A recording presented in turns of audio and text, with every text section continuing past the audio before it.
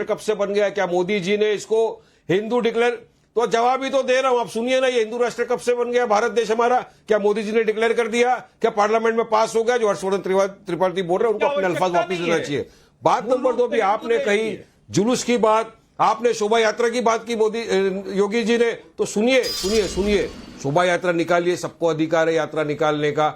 आपने मुझे बताइए नाविका जी, शोभा यात्रा निकालते हैं ये लोग, मुसलमान की मस्जिद के सामने जाके जानबूझ के खड़ा कर देते हैं, वहां पे जोर जोर से JSR के नारे लगाते हैं, डीजे बजता है। बाद में हमने आपने सबने देखा कि मस्जिद के ऊपर चढ़कर हरा झंडा हटाकर भगवा झंडा लहरा गया। यात्रा हमारी भी निकलती है, जुलूस हमारा भी निकलता है, ईद मिलाद का निकलता है, मोहर्रम का प्रोसेशन निकलता है। मुझे एक वाकया बताइए कि ईद मिलाद के जुलूस में हजारों लाखों लोग रस्ते पे निकलते, किसी के मंदिर के सामने जाके खड़े हो गए, वहां से जोर जोर से नारेबाजी लगी, नारे तकबीर अल्लाह अकबर के, वहां किसी ने नारे लगाए हो, या किसी के मंदिर पे चढ़कर भगवा निकालकर पर आप ये भी तो बताइए कि आपके जब जुलूस निकलते हैं तो कोई पत्थर चलाता है क्या?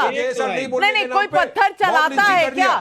कोई पत्थर चलाता है? कोई वाक्य बता दीजिए। दुबई या सुनिए सुनिए, नहीं सुनिए सुनिए, अबू धाबी में मेजोरिटी मुसलमान, दुबई में मेजोरिटी मुसलमान, अरब देश में मेजोरिटी मुसलमान, वहां हमारे हिंदू भाई रहते हैं। बताइए कोई एक वाक्य जहां पर किसी ने उनको रोक कर बोला वहां तो नहीं होता, वहां मंदिर भी बनाने देते हैं, यहाँ मंदिर क्यों बनवाए गए? कभी नहीं, यही तो सवाल जनता पूछ रही है। मोदी के राज में हो रहा है, सिर्फ और सिर्फ हर्षवर्धन जी, राधिका खेड़ा दोनों आना चाह रहे हैं। सिर्फ और सिर्फ हर्षवर्धन जी और राधिका खेड़ा दोनों आना चाह रहे हैं। राधिका खेड़ा लेडीज फर्स्ट, बुलवाया जाता है, JSR का नारा लगाओ, नहीं तो मॉब लिंचिंग करके मार दिया जाता है। मुस्लिम देशों में जाकर मुसलमानों को चिढ़ाता नहीं, ये कुतर्क देना बंद कीजिए। वारिस पठान जी और उनके साथी समाजवादी पार्टी के जो हैं, यहाँ तो वही तो हो रहा है, किसी की मस्जिद के पास जोर जोर से डीजे बजाओ, उसका झंडा निकाल के भगवा झंडा लगाओ, और फिर मुसलमान बाहर आए तो गोली मारो। अरे आप कुछ भी बोलते तो जिसने भगवा लहराया उसको मारी गई, उस पर एक आंसू नहीं आया आपका वारिस भाई, एक आंसू नहीं आया। आप देखिए नाविका जी, आप देखिए, अरे पांच मासूम संभल में मर गए, शहीद हो गए मुसलमान, उसके बारे में तो मोदी जी ने नहीं बोला ना, आपने कभी बोला? अभी गोपाल मिश्रा इंसान नहीं है, गोली खा के गोपाल मिश्रा शहीद हो गए 5, आपके मुंह में तो उसमें दही जम गया, किसी ने कुछ नहीं बोला, सब खामोश बैठ गए, सब खामोश। अरे तो पत्थरबाजी का गलत है, नहीं करना चाहिए, वायलेंस हम हमेशा कंडेम करते थे, करते रहेंगे, मगर पुलिस का डायरेक्ट गोली मार देगी, वाटर कैनन यूज नहीं करेंगे, पैलेट बुलेट यूज नहीं करेंगे, सिर्फ आप नहीं बोलेंगे। हर्षवर्धन जी, राधिका जी आ रही हूँ, हर्षवर्धन जी हमने क्या किया? नविका जी, वारिस पठान जी इस सवाल का जवाब नहीं दे रहे। मैं तो कह रहा हूं 5 बच्चों की जान चली गई, थोड़ा तो नेताजी लोग शर्म कीजिए। किस नेता के परिवार के लोग थे वहां? वो 5 मुसलमान बच्चे मर गए, क्या सांसद जी के परिवार के लोग, विधायक के परिवार के लोग थे? मुसलमानों को भी सोचना चाहिए। क्या जरूरत थी दूसरे घर के बच्चे जान गंवा रहे हैं, क्या जरूरत थी? पुलिस के सामने उनको खड़ा कर दिया जाता है, ह्यूमन शील्ड बनाकर। ये वही हरकत है जो कश्मीर में की जाती है के समय। नहीं, सर्वे की क्या जरूरत थी? सर्वे की जरूरत कोर्ट ने कही थी, और अगर कोर्ट का कहा माना जा रहा था तब भी आपको क्या दिक्कत है संविधान मानने वालों को? राधिका खेड़ा जी, इसका जवाब आज तक नहीं मिला।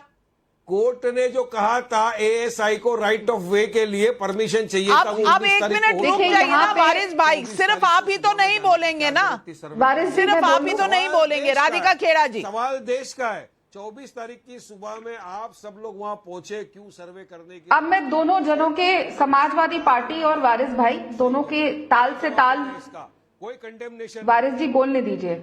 वारिस जी और समाजवादी पार्टी ताल से ताल मिला रहे हैं, तो इन दोनों की 2 चीजें गलतफहमियां दूर कर दूं।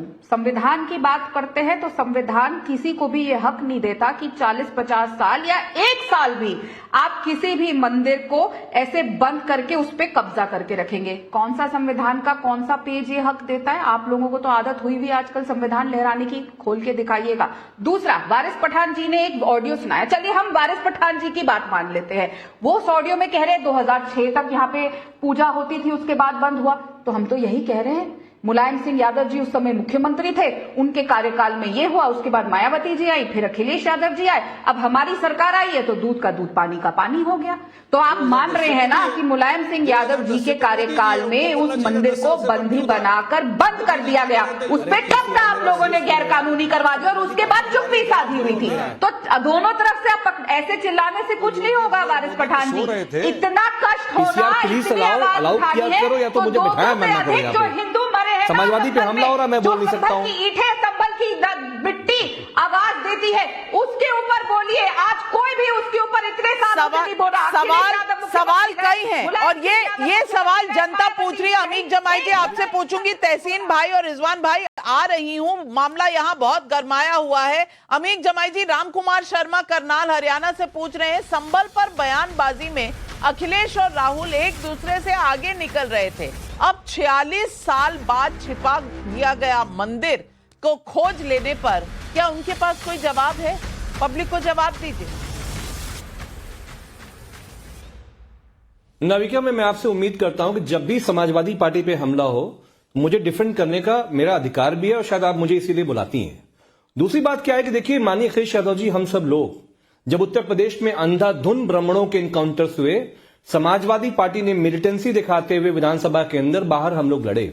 और अगर मान लीजिए कि संभल में 5 बच्चों की हत्या हुई, उसके लिए कप्तान और जो है डीएम जो जिम्मेदार है, हम उसके लिए लड़ेंगे, अदालत तक लड़ेंगे, उनके लिए हम न्याय दिलाएंगे। और जहां भी बहराइच में दंगे हुए, मुख्यमंत्री जी ने बुलाया, मदद कर दिया।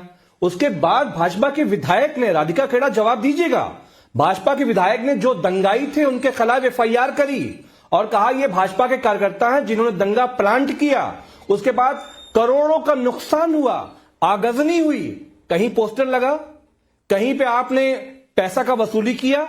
लेकिन संभल में पहले दिन सब सर्वे अच्छे से हो गया, दूसरे दिन जब आपको लगा कि दंगा नहीं हुआ तो आपने दूसरे दिन दंगा प्लांट किया वहां पे और 5 बच्चों तो वहां की सरकार अपना ही रिकॉर्ड खराब करने के लिए रोज दंगे करा रही थी। 1947 से लेकर 1996 तक का जो रिकॉर्ड है वो आपको नहीं दिखेगा, वो आपको कतई नहीं दिखेगा। और यही सवाल है मेरा तहसीन भाई आपसे, एक तरफा इतिहास कभी दिखाया जाता है, आज ये मंदिर कैसे निकलकर सामने आ गया?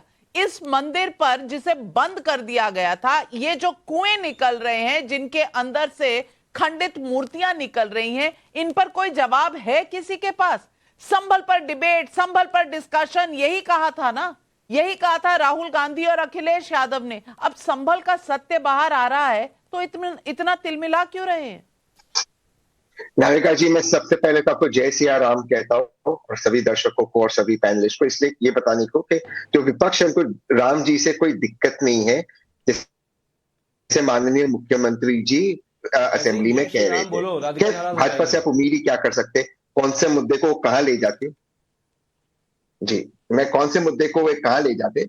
सवाल ये संभल का जो भी इश्यूज है, आप पार्लियामेंट में इसकी चर्चा क्यों नहीं करते? चलो मैंने आपकी सारी बात मान ली, क्यों सरकार पार्लियामेंट में भाग रही है संभल पर चर्चा करने से? क्योंकि सरकार जानती है कि संभल में जब पहला सर्वे हुआ तब कुछ नहीं हुआ और जो दंगे थे वो बाहर के लोगों ने करवाया, सरकार का एडमिनिस्ट्रेटिव फेलियर था। 4 या 5 जो बच्चे वहां पे मरे और गरीब बच्चे थे, ठीक उसी तरह जैसे राम गोपाल मिश्रा जी शहीद हुए, वो भी गरीब परिवार से आते थे। अब सोचिए नाविका जी, उत्तर प्रदेश में जो गरीब है, चाहे वो ब्राह्मण समाज से हो, यादव समाज से हो, राम गोपाल मिश्रा जी हो, चाहे तो ये बच्चे हो संभल के, वो क्यों शहीद हो रहे? पैसे वाले नेता के बच्चे क्यों नहीं मर रहे? इसलिए नहीं मर रहे क्योंकि दंगों में एक ही पॉलिटिकल पार्टी का फायदा होता है, वो है भारतीय जनता पार्टी। वो दंगे कराती है, वो झगड़े कराती है, वो चाहती है कि कोई भी भाई भाई की तरह ना रहे। जितना दंगा फैलेगा उतना भाजपा का वोट बढ़ेगा, इसीलिए तो काटेगी तो बटेगी की बात करती है भारतीय जनता पार्टी। 1947 में भारतीय जनता पार्टी कहां थी? 1949 में भारतीय जनता पार्टी कहां थी? मुझे बता दीजिए ना तहसीन भाई, राधिका खेड़ा जी, ये तहसीन भाई का रिकॉर्ड अटका हुआ है वहीं पर 24 नवंबर पर। आज जो आंकड़े सामने आए हैं, उसके बाद जो मंदिर सामने आए हैं, उसके बाद जो 3 कुएं सामने आए हैं, उस पर क्यों चुप है? क्यों चुप है? क्यों ध्यान भटकाने की बात कर रहे हैं? पार्लियामेंट में बोलेंगे ना।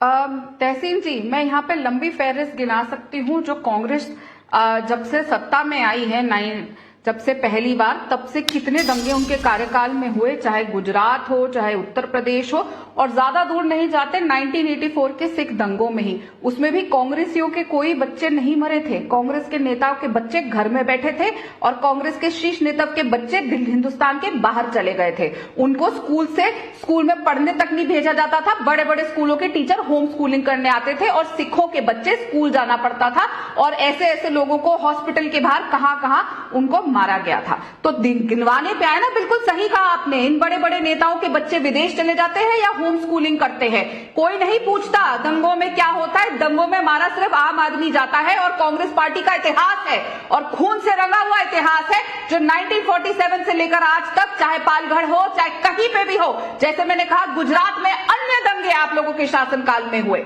लेकिन आज जब दंगों पे रोक लगती है, जब दंगे नहीं होते और रोके जाते हैं, अभी भी आप लोग तुष्टीकरण की राजनीति के चलते, चाहे समाजवादी पार्टी हो, AIMM हो या कांग्रेस हो, दंगे भड़काना चाहती है। अभी भी राहुल गांधी और प्रियंका वाड्रा उस गाड़ी पे बैठ के और वहां पे हिंसा भड़काने ही जा रहे थे।